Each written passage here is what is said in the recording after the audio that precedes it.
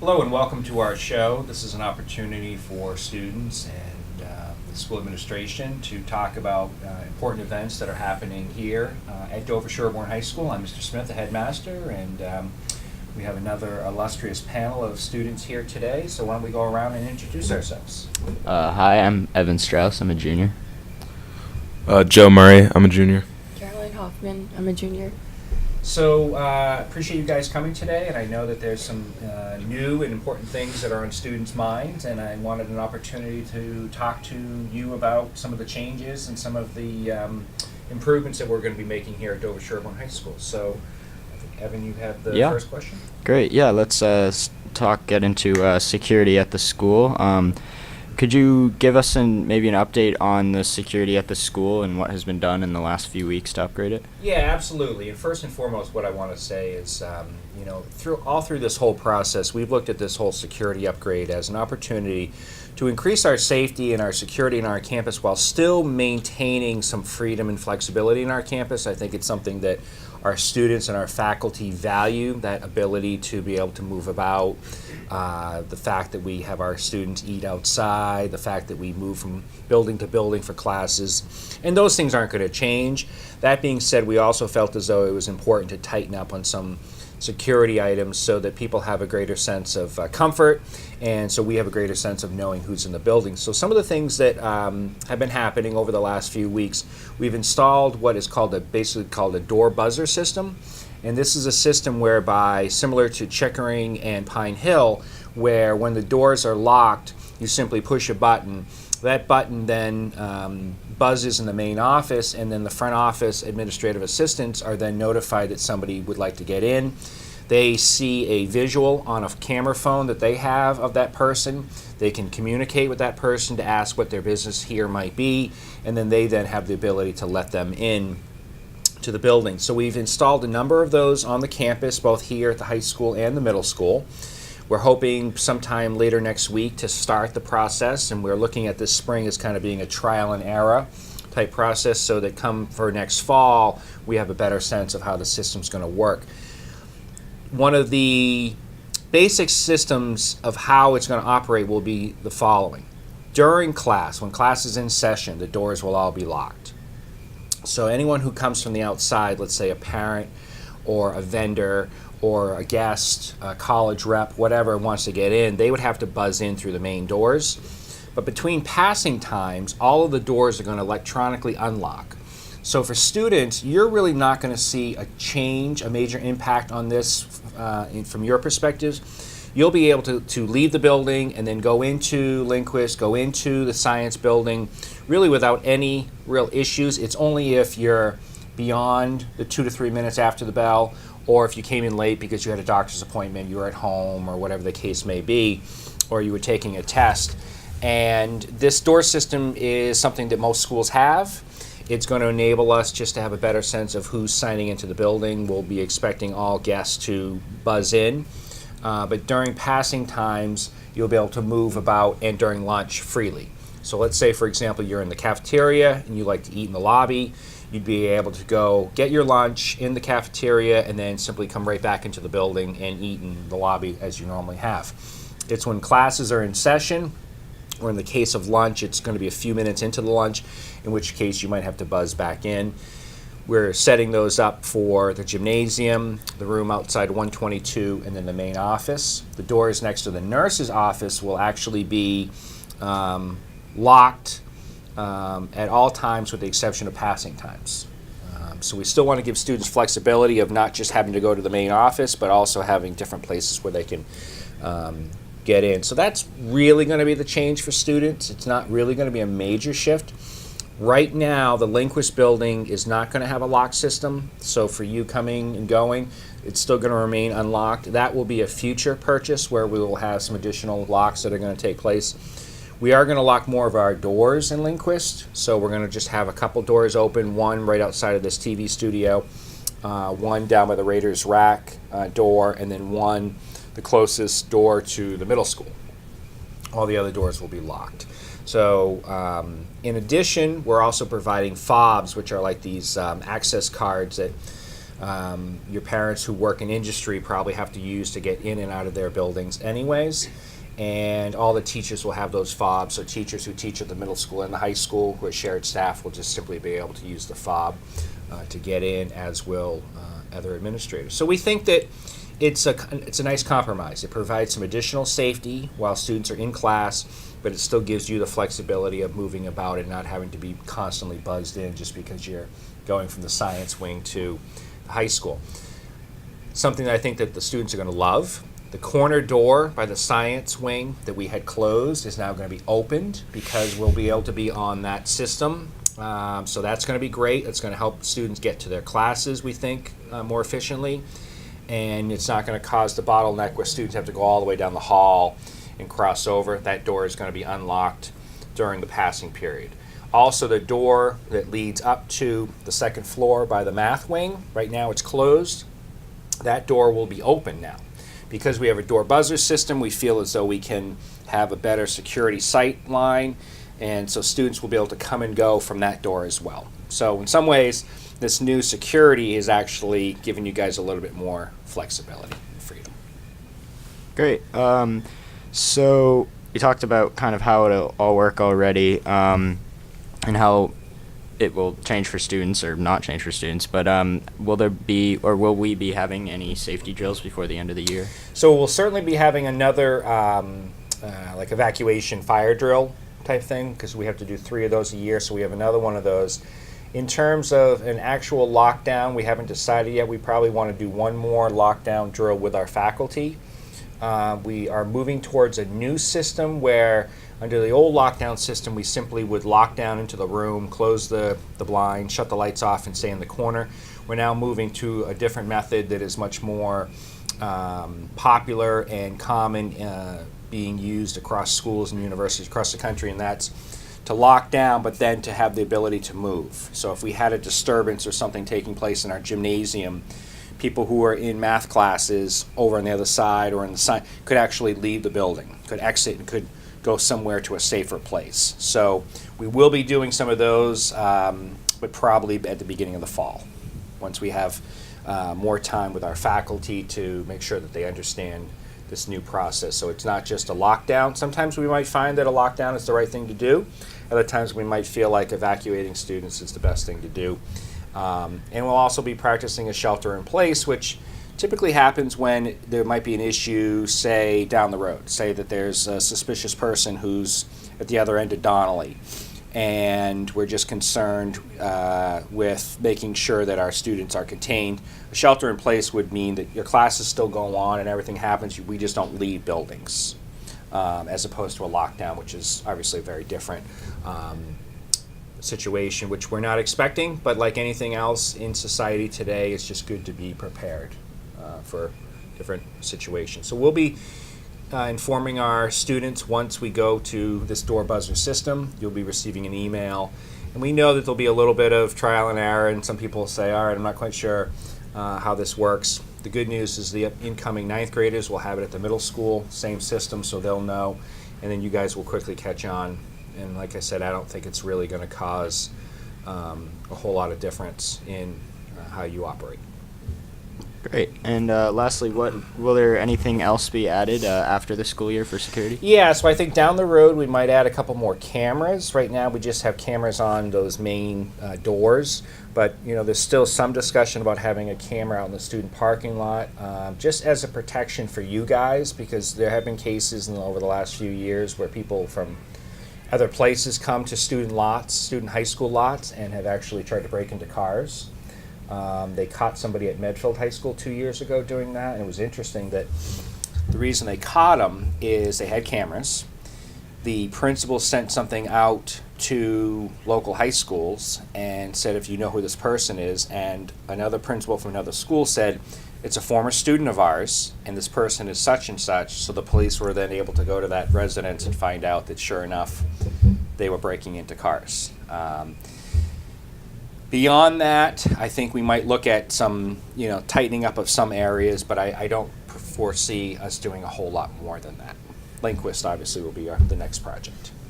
So that's kind of where we are with security. It's all about balance. It's making some changes while still maintaining an open campus feel. Great. All right, so on to school start times.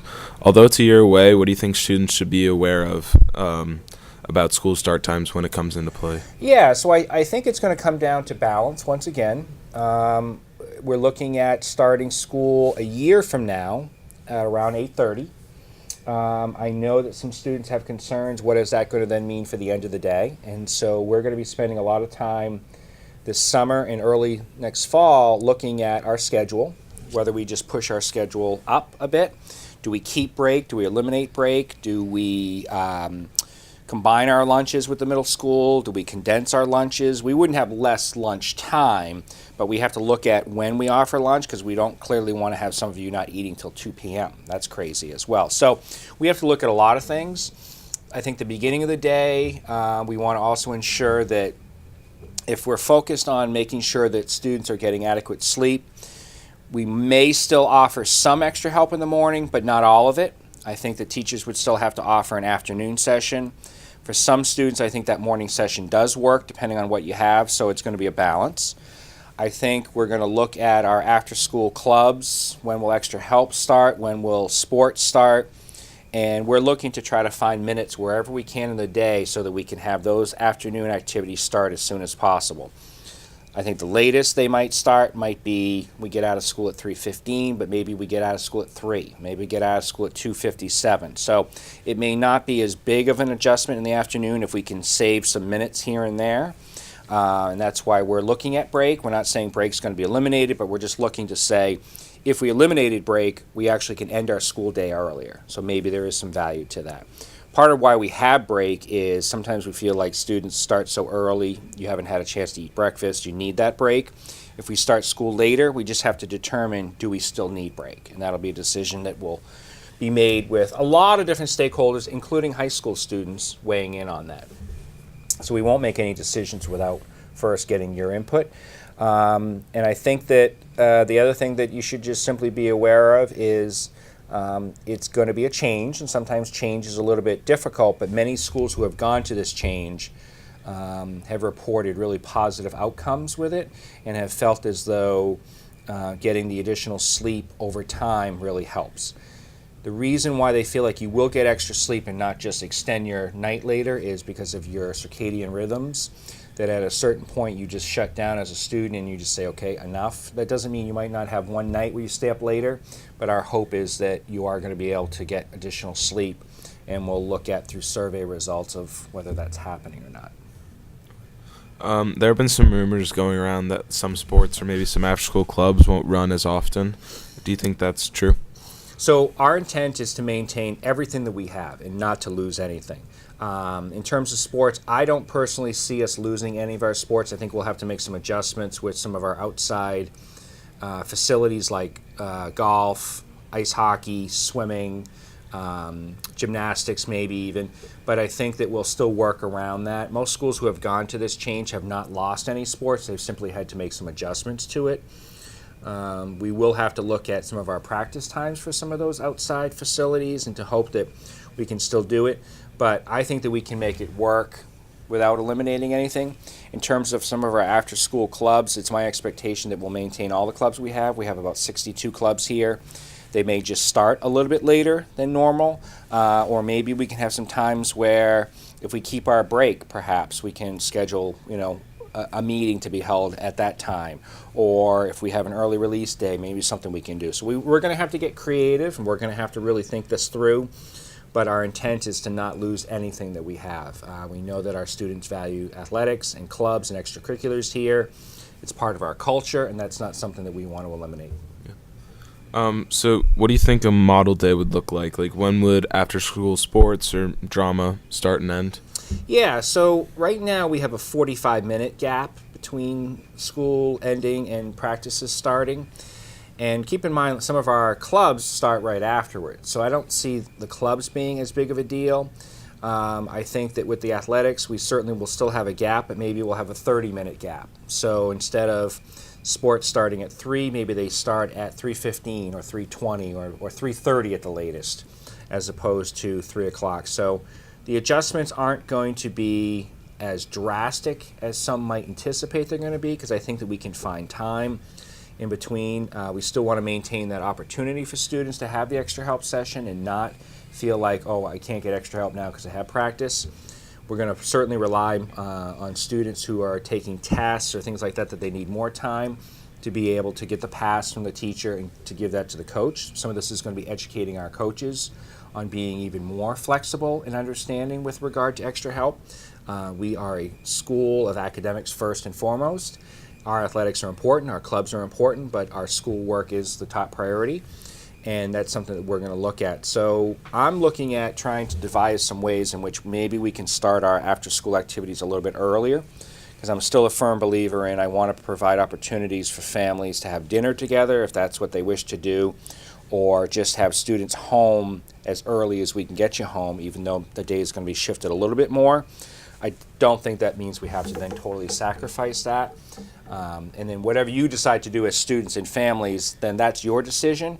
But as a school, we'll have to do our part to ensure that we get you off the field, off the practice locations, and home. So is there any talk about getting rid of finals or midterms in the future? So we've started the discussion with faculty, Caroline, around the idea of mid-years and finals, and do we need both? Some schools have got rid of one or the other.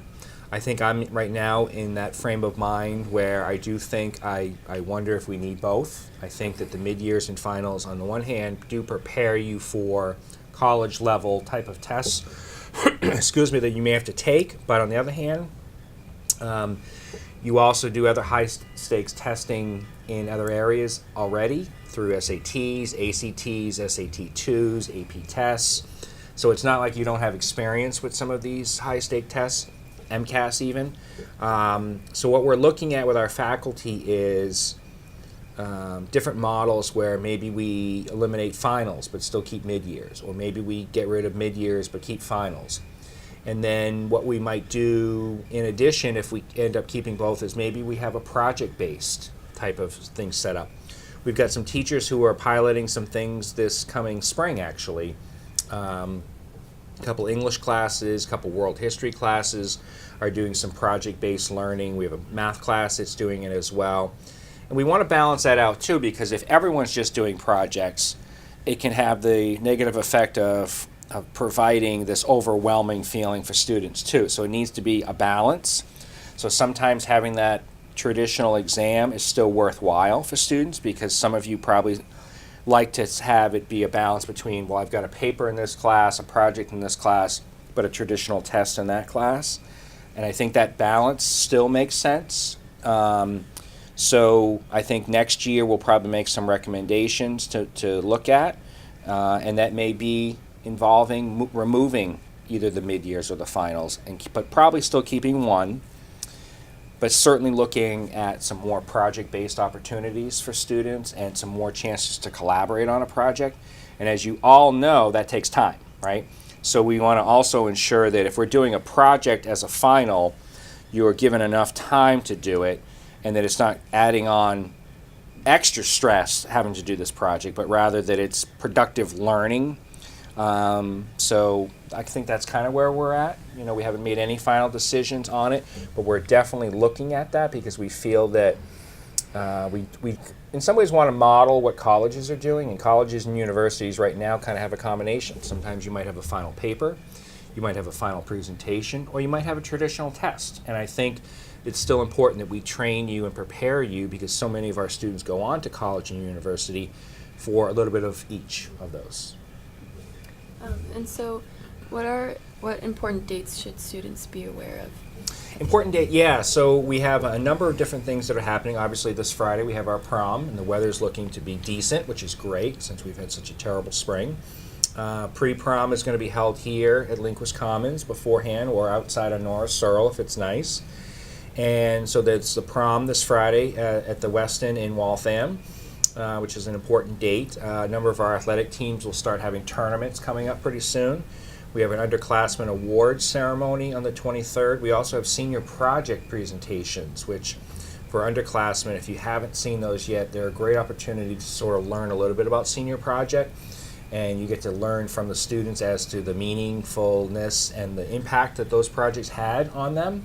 I would highly encourage you to engage in senior project if you can. I know sometimes for scheduling it's not possible, but if you can do it, I think it's a great experience. It's something different. It's out of the box. It gives students an opportunity to engage in an activity that's not a traditional classroom. They can learn about something that maybe they have an interest in, or maybe something that they just think is fun. So those project presentations are coming up on the 23rd. And then, of course, after that, we have all the senior events. There's the senior boat cruise. There's also the community holds a baccalaureate and senior awards night. And then Thursday, the 6th, is graduation. And this year, because we only had one snow day, which for some of you was probably a bummer, but on the flip side, you get out earlier. So that's kind of the benefit. Your exams will be starting shortly after that. So it's going to come to a quick, it's going to be this fast-moving wheel, and then all of a sudden it's going to be boom, it's going to be done. We'll be finishing on that Friday, the 14th of June, and you should have a nice long summer. So those are really kind of some of the important dates. We're hoping to have schedules and everything like that out a little bit earlier this year, so that you can check to see what your schedules are. We feel pretty good. We've added virtual high school as some new offerings for upperclassmen, and we've also tweaked a couple of our new classes. We have a TV Media 3 class that we've talked about coming in. We have a new computer class coming in. We are adding an additional section of AP Art, which we're really excited about.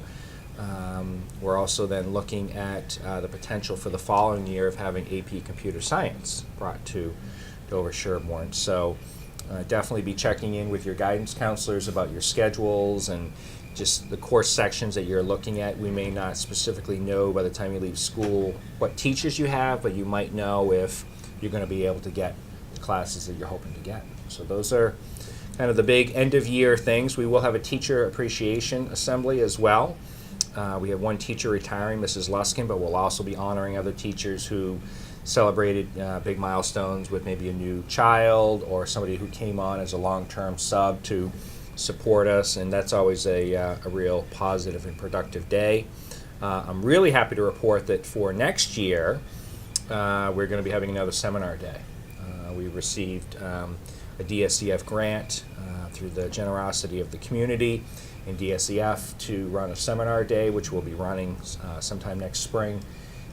And for those of you who, did you have an opportunity to be part of seminar day? That was fantastic. Yeah, so you're going to get another opportunity, which is really cool. And it's just a full day where you can attend different workshops and different speakers, and it's a day where you can kind of just learn at your own pace and learn things that you want to learn.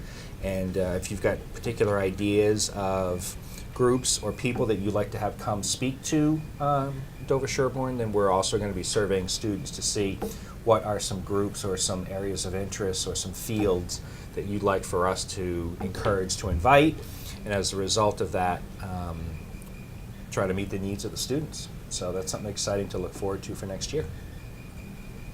Great. Awesome. So what is everyone doing for the summer? Well, I'm gonna be going to Ireland for a week, and then I'll be down in Connecticut at the beach. So That's excellent. yeah. I'm working as a lifeguard at the YMCA in Needham. Excellent. I'm doing an internship at the Patriot Ledger. Well, very cool. I have the fortunate opportunity this summer to be going to Finland and Estonia with a group of educators. We're going to learn about the Finnish education system. They are very high performing, but they also have some of the happiest kids in the world, and we want to try to learn from them and maybe bring back some ideas of ways that we can make our school even better here at Dover Sherborne. And I also have a couple other family trips planned, and then I'll be sending my youngest student off to college late in the year, so I'll have an empty nest in my house. So I'm very excited that she's heading off to school to study criminal justice. So it sounds like a great summer for everybody. I wish all of you the very best for now and for the remainder of this semester. Continue to work hard, and but certainly take time this summer to relax and re-energize and rejuvenate yourself and come back and have a fantastic senior year. Thank you very much. Thank Thank you.